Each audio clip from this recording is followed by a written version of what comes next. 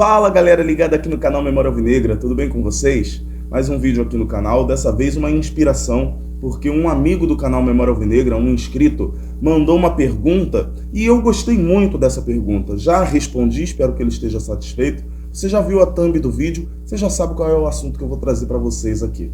Então, aproveitando que o Botafogo vai ficar nesses 10 diazinhos aí matando a gente de saudade, porque o líder do Campeonato Brasileiro não vai entrar em campo, vai entrar em campo apenas contra o Cuiabá. Aproveitando essa folguinha do Botafogo e a data FIFA que se aproxima, eu quero falar com vocês exatamente sobre o uso dos meiões cinzas pela seleção brasileira na Copa de 70. Então, depois da vinhetinha, fica aqui porque eu vou contar essa história para vocês.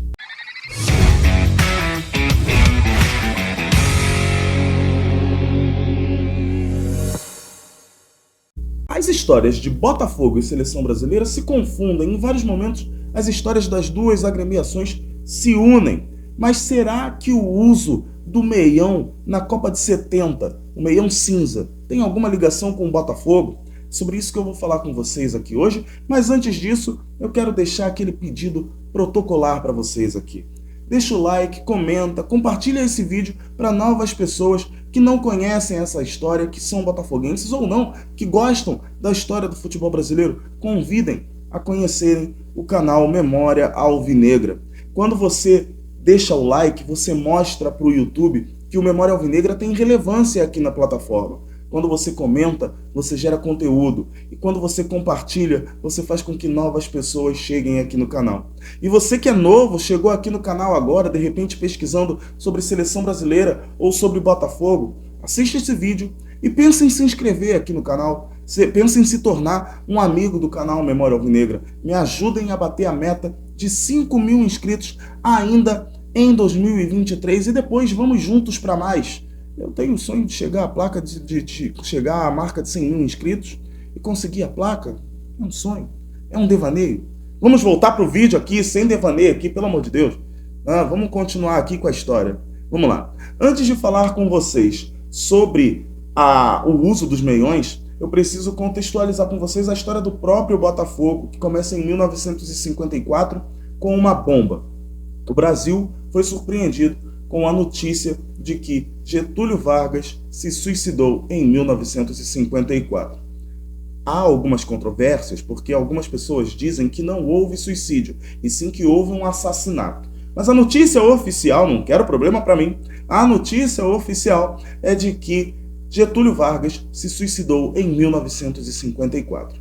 Então a Federação do Rio de Janeiro decidiu sugerir às equipes que fosse cancelada a segunda rodada do campeonato estadual. As equipes não aceitaram essa sugestão, então ficou decidido que em todas as partidas teria que ser respeitado 1 minuto de silêncio e as equipes teriam que usar nos seus uniformes uma tarja preta em homenagem à memória do ex-presidente. Assim foi feito por todas as equipes, inclusive pelo Botafogo, mas o Glorioso foi muito mais além. Além da tarja preta, em homenagem à memória do ex-presidente, também entrou em campo com o meião cinza. E com esse meião cinza, o Botafogo venceu a equipe do Madureira em Conselheiro Galvão por 2-0. O meião cinza, na história do Glorioso, acabou entrando no coração do torcedor. Em 1957 fomos campeões estadual. Em 1968 conquistamos a Taça Brasil, nosso primeiro campeonato brasileiro. E em 1993 e 1995, o Botafogo foi campeão da Conmebol e campeão brasileiro com direito a Túlio Artilheiro. Dito isto, vamos passar agora para a campanha do Brasil em 1970, que talvez não tivesse sido a campanha do Tri. Isso porque Brasil, Peru e Inglaterra usavam meiões brancos. E o Brasil pegou essas duas seleções na Copa, tanto a Inglaterra quanto o Peru. O problema é que a FIFA não gostou do fato das duas equipes entrarem em campo com a mesma cor de meião.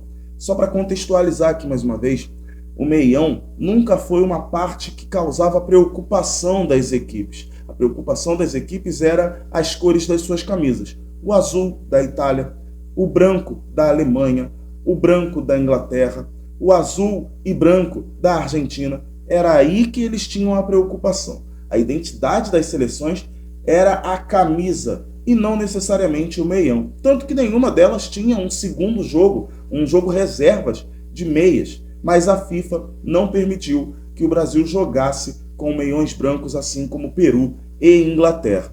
O Brasil perderia as partidas por WO e não poderia ser campeão do mundo, tricampeão do mundo, em 1970.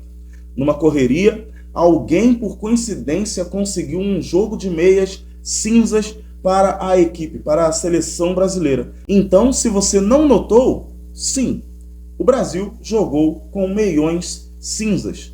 Eram idênticos ao do Botafogo, inclusive.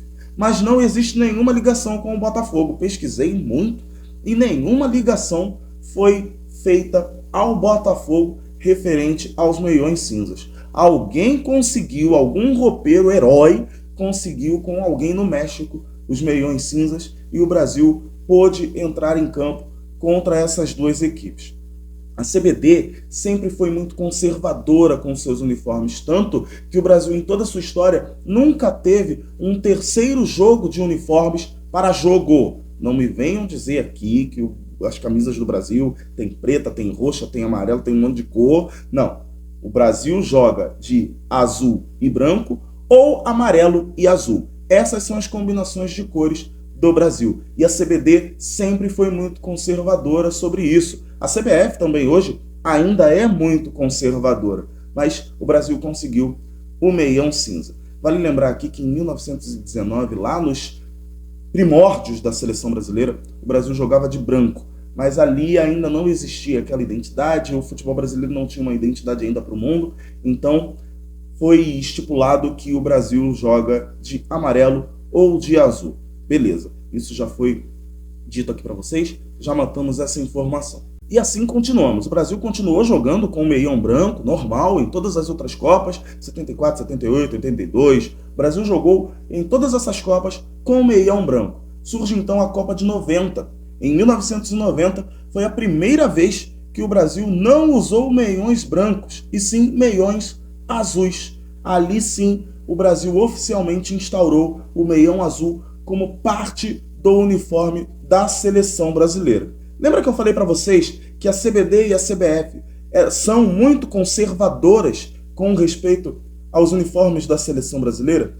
Esse conservadorismo vai ser quebrado em 2022. O Brasil vai fazer um amistoso contra a Guiné e contra a Guiné jogaremos todos de preto, em defesa de Vinícius Júnior, que veio recebendo ataques racistas na Espanha. Então, por conta disso, o Brasil vai jogar de preto pela primeira vez em sua história. Ou seja, vai ser a primeira vez que o Brasil terá um terceiro uniforme.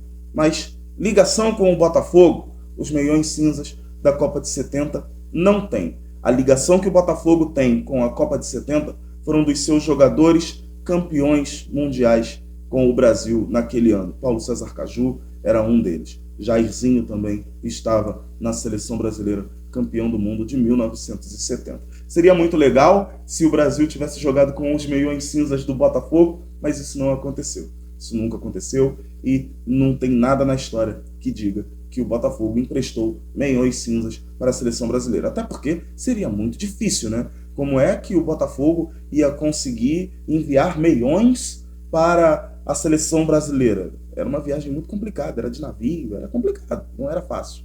Mas essa era a história que eu queria trazer para vocês aqui. Espero que vocês tenham gostado.